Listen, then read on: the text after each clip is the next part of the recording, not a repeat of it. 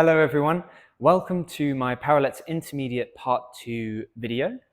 So this is going to work on 4 skills from my Parallettes Intermediate series which I put out on Instagram. This is the second 4 skills in the series. So we're looking at going from an L-sit to a belly planche or a kind of elbow lever.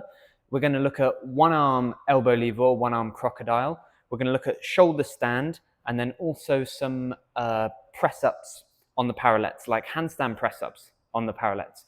Okay, so this is going to be a more detailed explanation than I went into in the Instagram videos. And yeah, okay, well, let's jump in. Okay, so L-sit to belly planche. Let's take a look at the 2 positions. So we've got the L-sit and we've got the elbow lever. A little bit difficult to speak in that one. Let's revise. Remember, from Parallettes beginners Parallettes series, the most important thing is this shoulder, which is turning out, pushing you up and away. You always have to have that downwards connected force. Whenever you're doing any of these movements, that's what gives you control, lets you control your body on the Parallettes. So remember that, consolidate that, because as the skills get more difficult, that becomes more paramount, more important. Maybe go back and have a look at Parallettes Beginners series, episode 1, the very first skill I talk about. It's the most important bit. But beyond that, let's have a look at this. So to get this movement happening, let's have a look at it. So that's what we're going to try and do. Right, what we have to do, we're going to go from our L-sit. We're coming into these tuck swings. Now, we looked at these in the last video, okay? So I'm going from L-sit into a tuck swing, and then I sort of am going to control myself at the top of the swing, and that's where I start to bend and squeeze down and catch my body, and I can come into a sort of little tuck thing like that. So the first thing I would recommend doing is going from this position. Let's go L-sit, swing, drop. Okay, so we've got L-sit, swing, drop. From there, you're going to start to catch yourself on the arms. Remember that with the belly planche, we have this outturned idea. You may need to go back and revise the belly planche or the elbow lever. That's in the previous video from this one to get that idea really working. But once you drop down, you need to start to catch yourself on the arms, elbows into the stomach. Okay, so to be like L-sit, swing, catch, there. And from there, you really only have the job of extending your legs out. It's actually, I think, easier to get your elbows underneath yourself when you extend the legs out. So it looks something like this.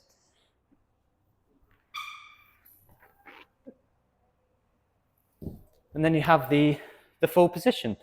You can also come back from it, from there, if you can sort of press up and control yourself back into the L-sit position.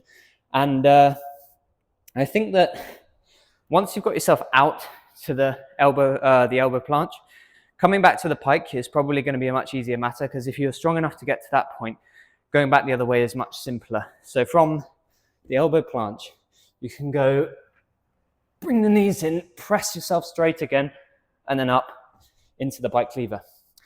Okay, cool. So this move, I think, is piecing together bits of technique, but it's heavily reliant on a lot of the work that you've done in the previous videos. So if you're L-sit, your tuck swings, your elbow lever are not there yet, go back to the previous video, Parallettes Intermediate Part 1, and revise that.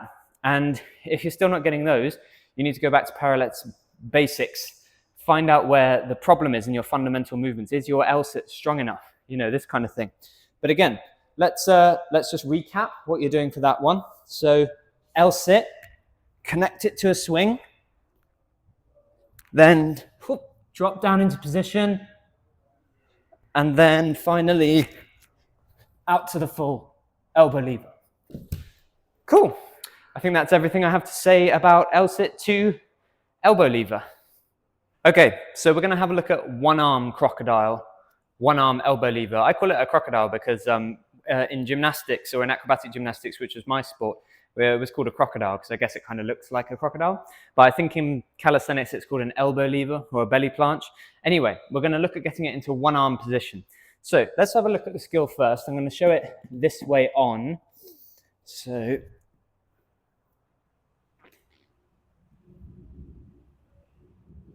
Cool. So that's what we're going for. Now, first thing to note, look at the way my body is relative to the parallettes. When we were doing the elbow lever, the first one, I'm front onto them. Okay, I come into it like this. When I do a one-arm crocodile, my body is round this side of the parallettes. Okay, so I'm going across them like this. That's probably the key difference, you know, besides the fact that you have one arm in the air. Right, so this elbow has to come in to sort of like the space just inside of your hip, okay? And what's really important is that you're pressing up and out of that position.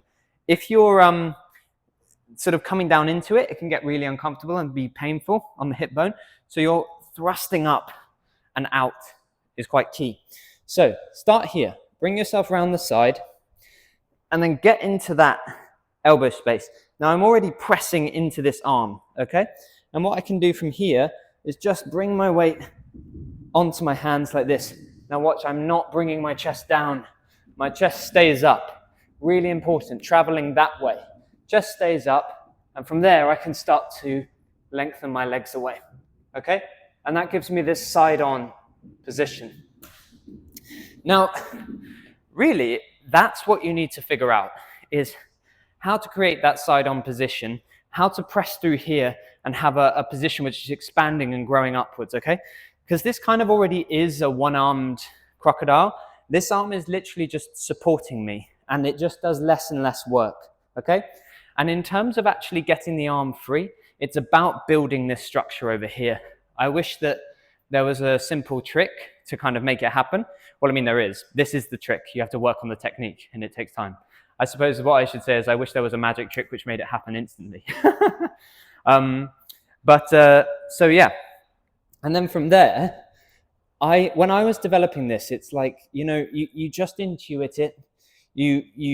If you aren't able to bring the weight off of this arm, then there's something wrong on this arm, okay?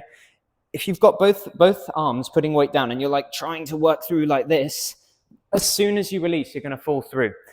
This hand should be taking more and more of the weight, and then you should be able to move this one gently, and you're literally just touching this parallette eventually. And you'll get that by pressing up more, by letting this arm become more and more dominant in the situation, okay? So I get myself into the position, and I'm going to press up. I feel my weight in that hand, and look, I've already released, and I just pop it away. Still, there we go. So as you can see, still not the easiest thing to control, but you're working towards that dominance in the one-arm position. Now, this skill obviously just requires a lot of body preparation. You really need to learn how to control your legs out the back. So I think that doing exercises like these ones, like lifting these up, and look how high my feet are in the air, really high up. The chest is really high up as well. And that's what like ultimately gives me the space to be able to come away. Okay, so that's kind of like a back arch position. You can practice some of these on the floor, like just lifting up. Your body's in this position and your arms are underneath you. Okay, so how to progress this? Make your two-arm elbow lever really, really good. And then work the round the side positions.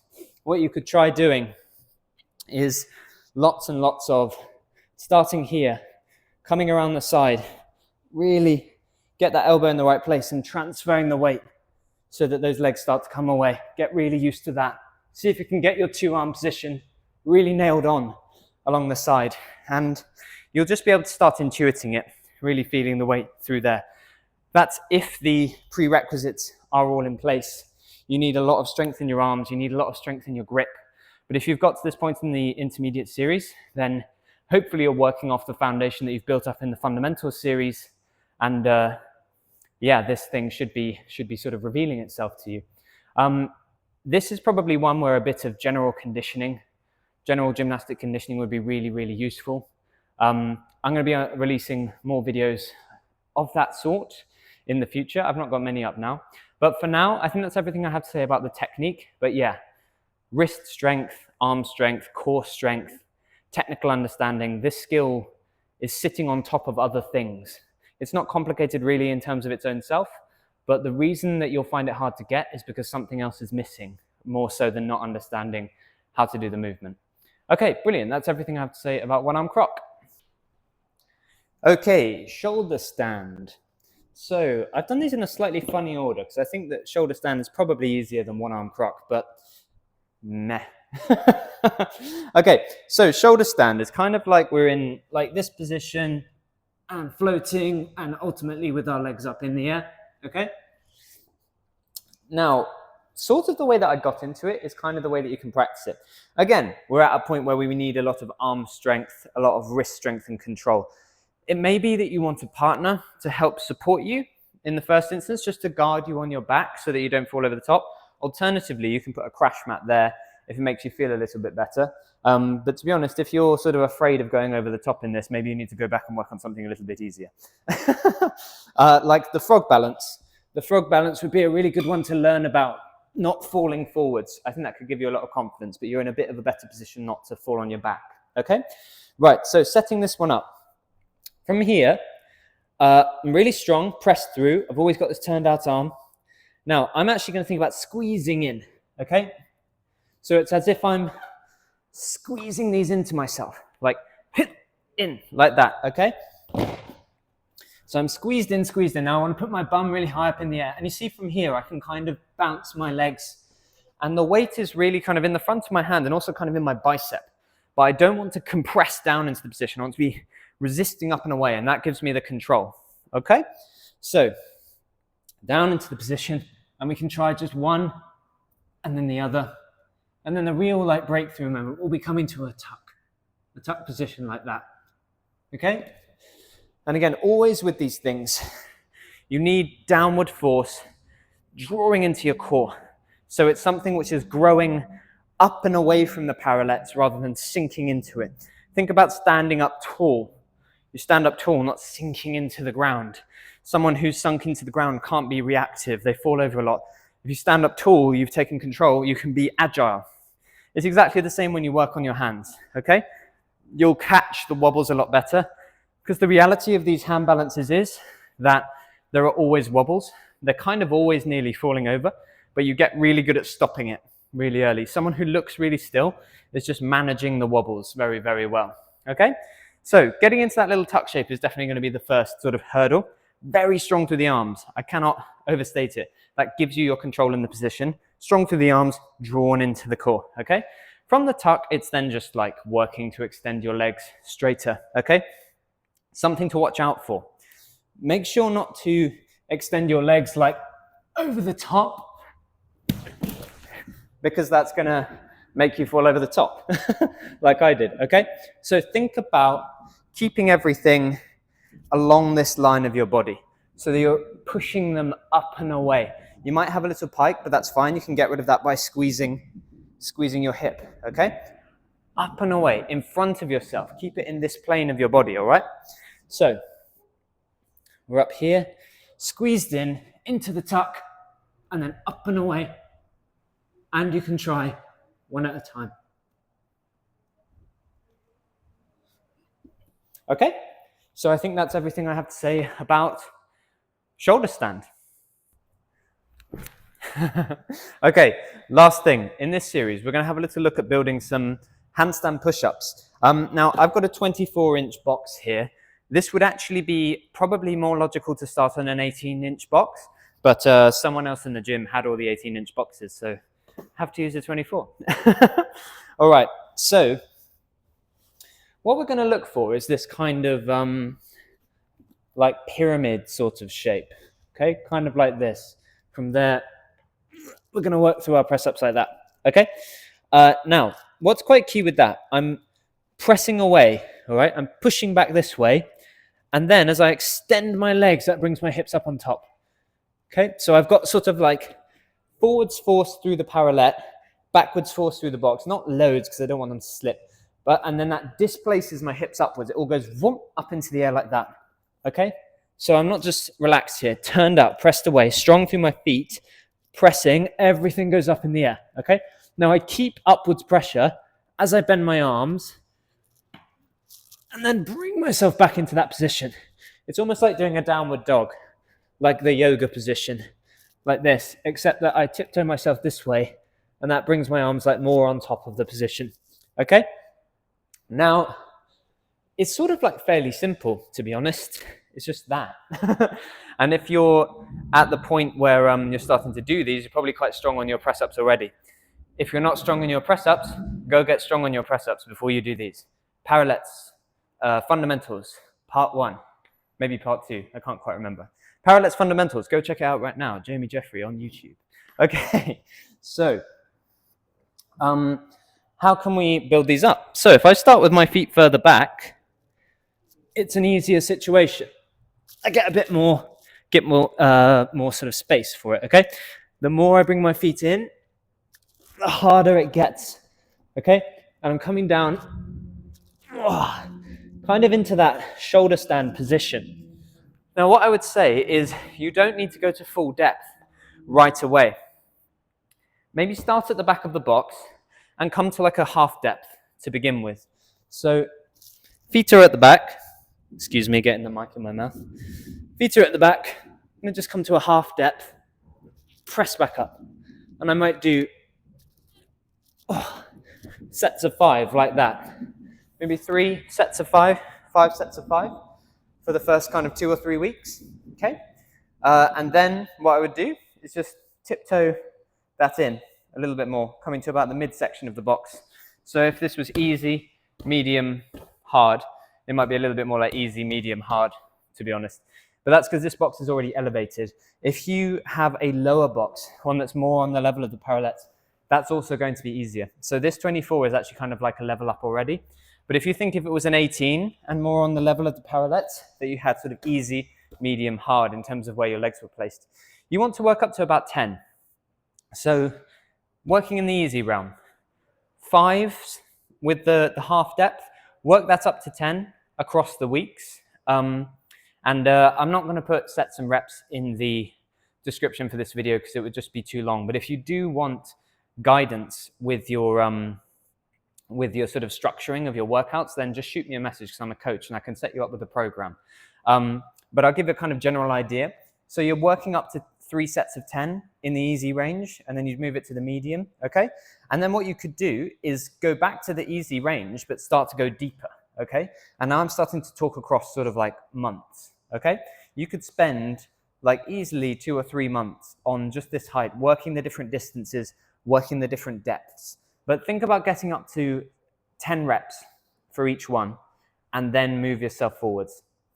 It's also the kind of thing that kind of probably would respond well to doing an intensive block, potentially 6 weeks, and then moving away and doing a different exercise, potentially some overhead press with a bar. Similar kind of thing, but this can get kind of boring, and it's quite hard exercise as well. It's a hard thing to do week in, week out. And that doesn't mean that training, which is difficult, shouldn't be done, but it's good for your mind to change things up, you know, stops you getting bored. So that would be my general thought on doing the press-ups on the parallettes. And then the key things again, if we look back, we've got the different difficulty levels. So let's go to like medium, because I'm really strong.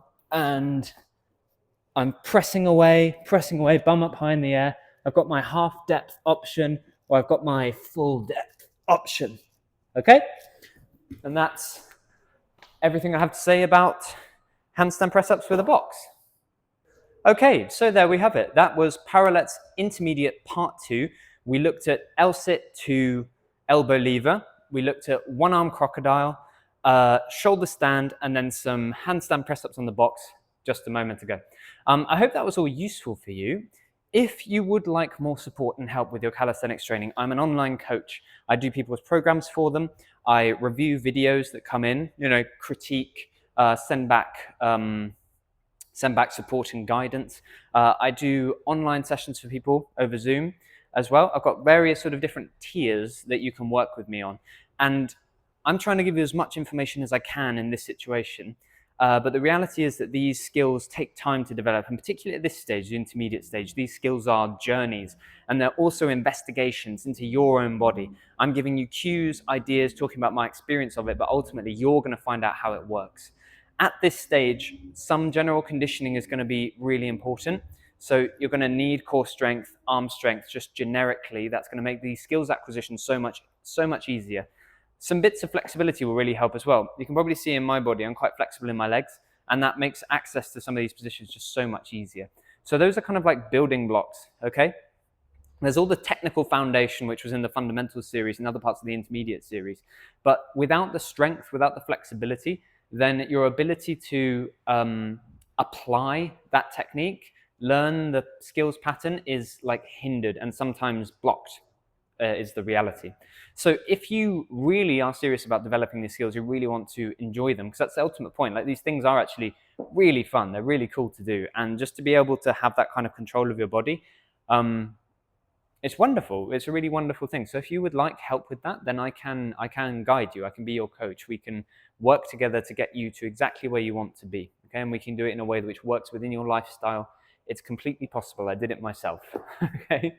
All right. Well, that's everything I have to say. You can get in contact with me via my email or my Instagram. So I'm jamie@coachjamie.co.uk for email, and @_coach.jamie_ on my Instagram. I also have a TikTok, which I think is @coach.jamie0. So, but my TikTok has pretty much the same stuff as my Instagram. So, you don't necessarily need to check that one out. But yeah, I hope you found the video useful. I really hope you enjoy your training. And yeah, shoot me a message. Let me know how you got on with it. Leave a comment if you think there was anything I missed, if there was anything that was particularly useful for you. And subscribe to the channel, because I'm just going to do more and more of these things and just share more and more of what I've learned since I was born and what I've been doing in this body. Woo! And that could be the end.